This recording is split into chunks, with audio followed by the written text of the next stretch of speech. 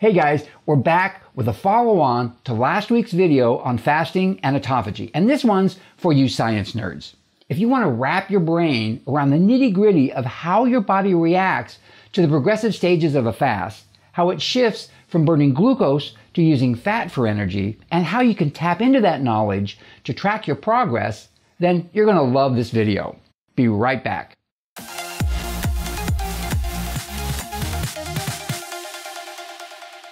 Okay, first off, I need to get some housekeeping out of the way. Creating videos for this channel has been taking up way too much of my time. I've got some other projects like creating a longevity course that I've been trying to get off the ground, but these videos have taken priority. So I've decided to temporarily devote more time to those other projects, which might mean that videos for this channel might not post every Tuesday.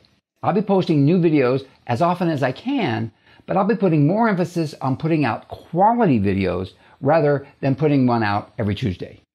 This is the third video in the series on balancing the AMPK and mTOR pathways, and the second part to the video I posted last week. In this video, we'll be going over the stages of a fast in detail and trying to cover everything that happens during an extended fast, hour by hour. Then I'll share my own experience with fasting, and I'll try to relate readings that I took on my Keto Mojo meter to the various stages of fasting. Now first, I want to re-emphasize once again that I'm not a doctor and that everyone should consult with their physician before embarking on a fast. If you're a diabetic, maybe you shouldn't be fasting. And if you have any form of metabolic syndrome, you should most definitely consult with a physician. All right, we're going to start off by taking a deep dive into the stages of a fast. As you move through a fast, a lot of different things can happen, and these events can be roughly grouped together to form stages. But nobody agrees on what the stages of fasting are. One source lists 3 stages, another lists 6 stages, and yet another lists 10 stages. So please keep in mind that what particular stage you're in doesn't matter nearly as much as what's actually going on. But what's going on can depend on a lot of things, like how ketone adapted you are, whether this is your first fast or, like me, you've been doing intermittent fasting for 10 years. It can depend on how much fat you're carrying around, how many calories you consumed in the last meal that you ate before you began your fast. It can also depend on your metabolism, whether it's fast or slow. Now, this chart represents glucose usage over time, how much glucose is being metabolized in milligrams per hour. Now, everyone's different, and this chart is just an approximation of when stages begin and end. You'll notice that the stages overlap, and the further you get into a fast, the more they overlap. When you start a fast, you're in a fed state, also known as the postprandial or gastrointestinal phase. This is when you're still digesting food from your last meal, and your glucose levels are on the rise. This phase usually lasts anywhere from 4 hours to 8 hours in. All the tissues in your body are using glucose for energy, and excess glucose is being stored in the form of muscle and liver glycogen.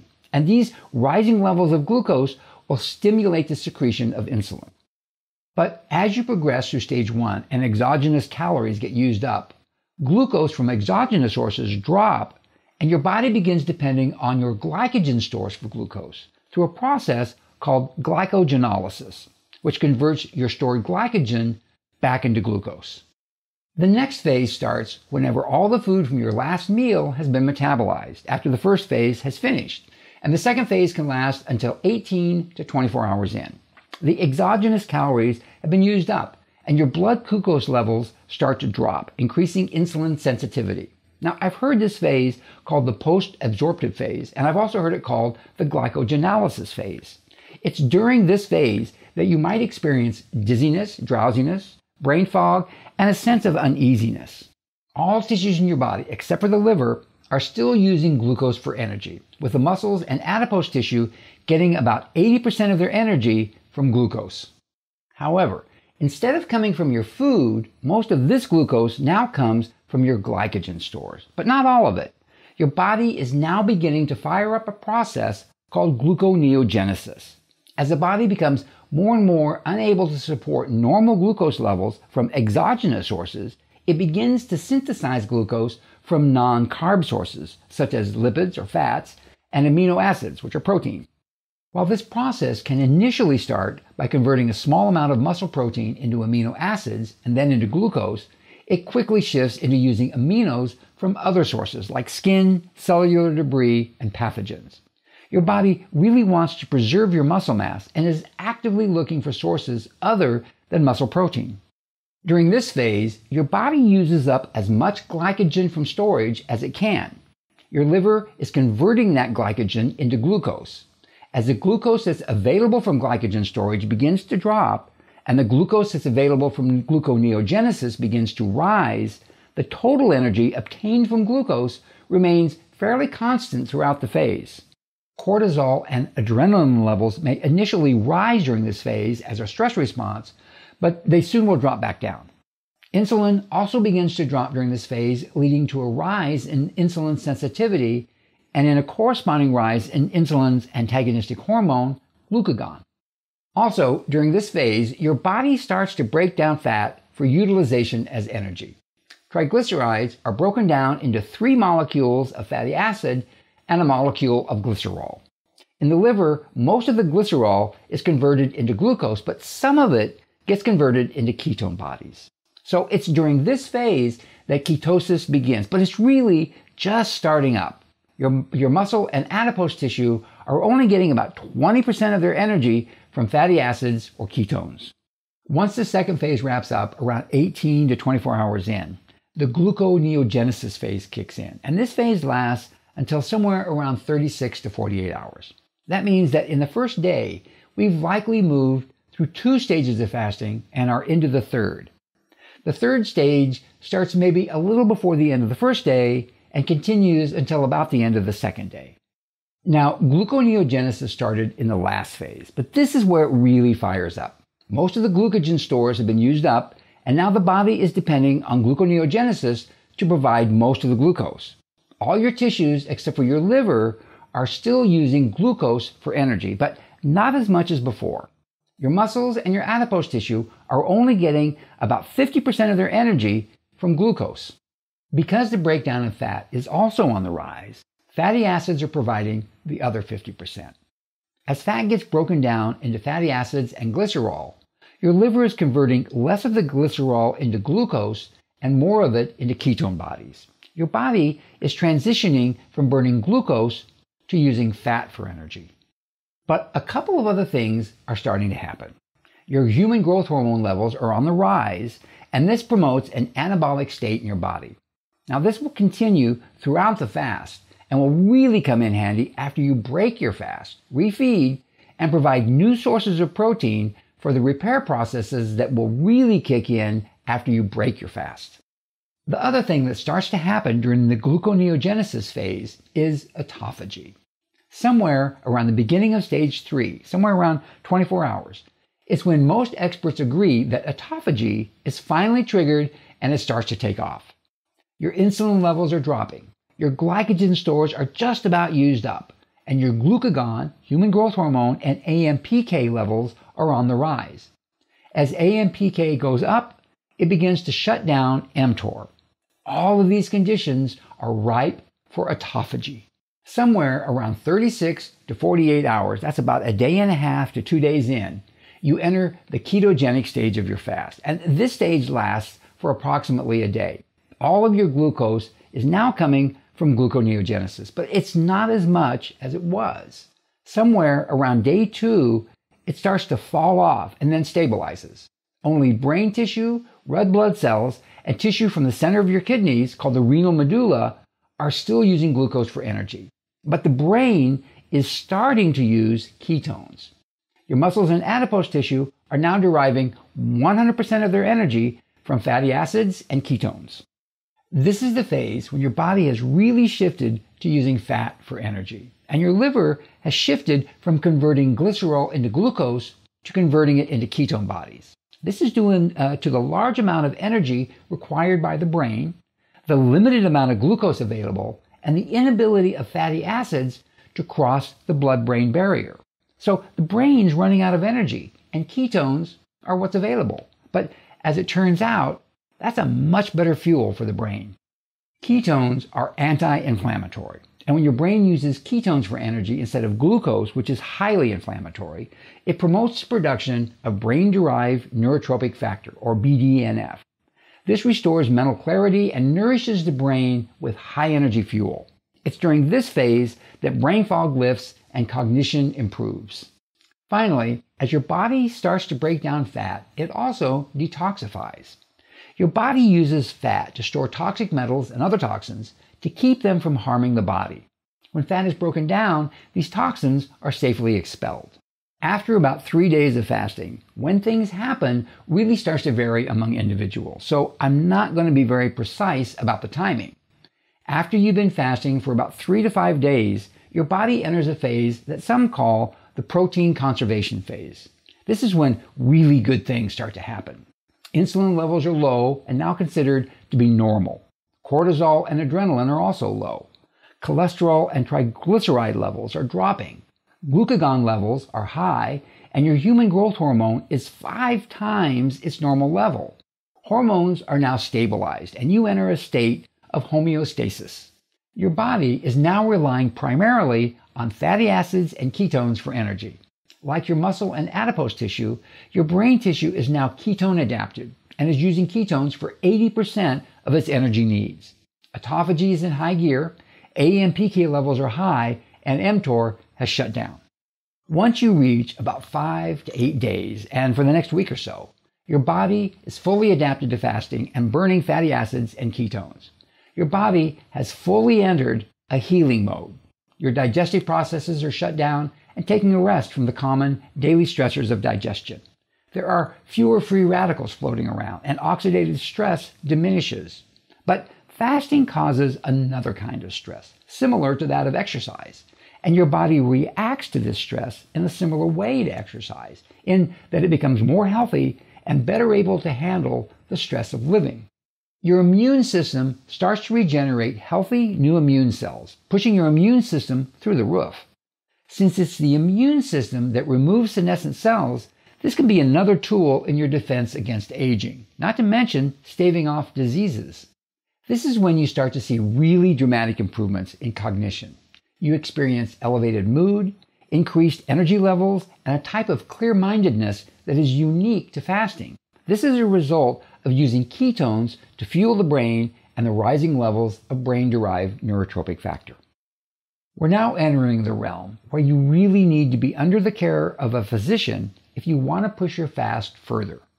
After about 2 weeks, you've reached a state of balance. Other than ongoing cleansing and healing, not a lot happens going forward. A small amount of glucose is still coming from gluconeogenesis, which is being used to primarily power the red blood cells and the renal medulla. The brain is only using glucose for about 20% of its energy needs. Your body is now fully fat adapted and is using fatty acids and ketones for almost all of its energy requirements. The main thing that's going on here is healing and repair. And the longer that you can extend your fast out to about 30 days, the more healing and cleansing that will occur. All right, let's talk about my own experience with fasting. As many of you know, I've been doing intermittent fasting for about 10 years. Most of that time, I've been doing a 16-8 fast, fasting for 16 hours and then eating during an 8-hour window. For the last several months, I've been decreasing that eating window, and now it's down to about 4 to 6 hours. I've also done several extended fasts, and the intermittent fasting has really helped with those. But even with that, I've noticed that as I progress, each fast gets a little easier to do and lasts a little longer. I've also noticed that when I'm eating a ketogenic diet, that also helps with the fasts. I'm now at the point where a 5-day fast is pretty easy. My goal is to get to the point where I can do a 2-week fast, so we'll see how that goes. What I want to do here is take you through one of my typical fasts and give you my glucose ketone index readouts during the fast, and then try to relate those readouts to stages in fasting.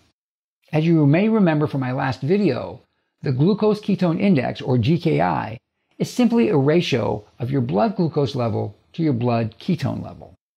As I mentioned earlier, everyone starts out a fast in a fed state. Now, I typically eat at the end of the day, so my last meal was around 10 p.m., and I started out with a glucose ketone index, or GKI, of 19.6. Now, actually, that's pretty good.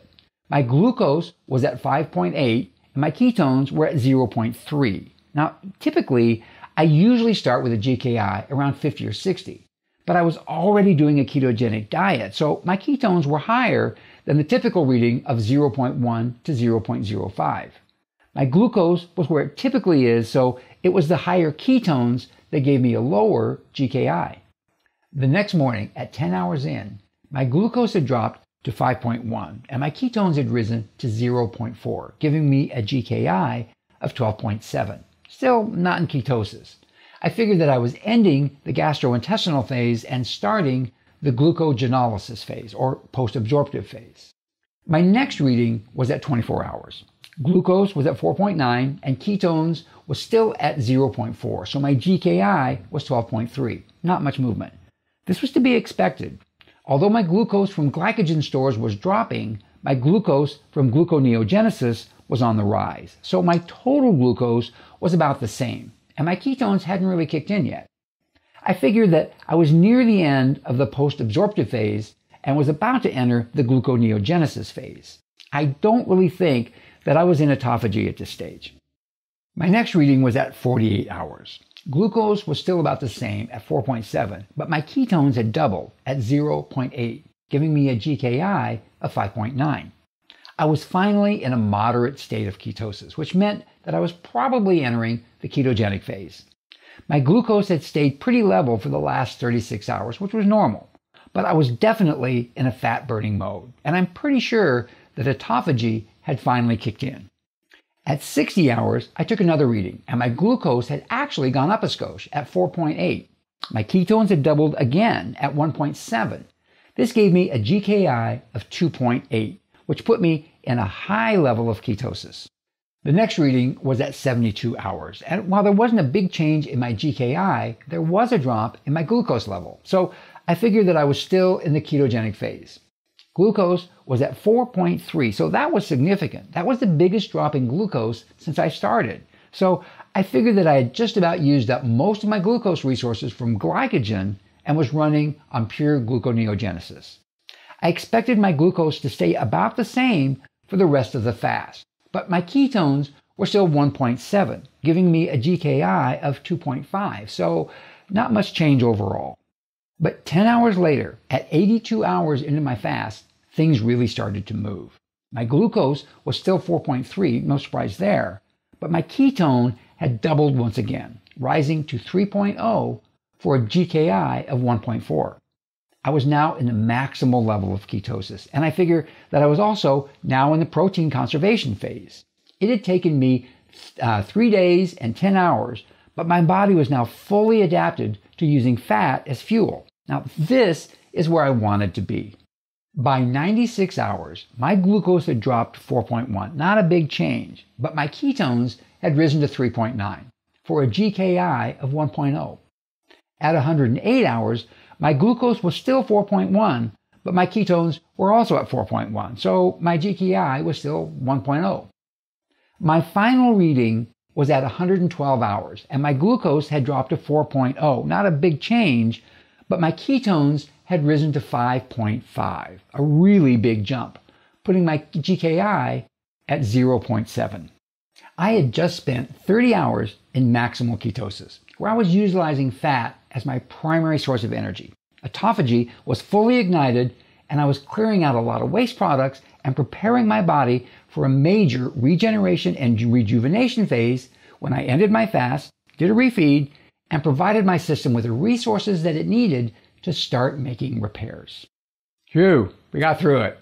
I hope you guys enjoyed this video, and thanks for hanging in there until the end. Check out the rest of the videos in this series on balancing AMPK and mTOR right here. That's it for me. Until next time, I'm out of here.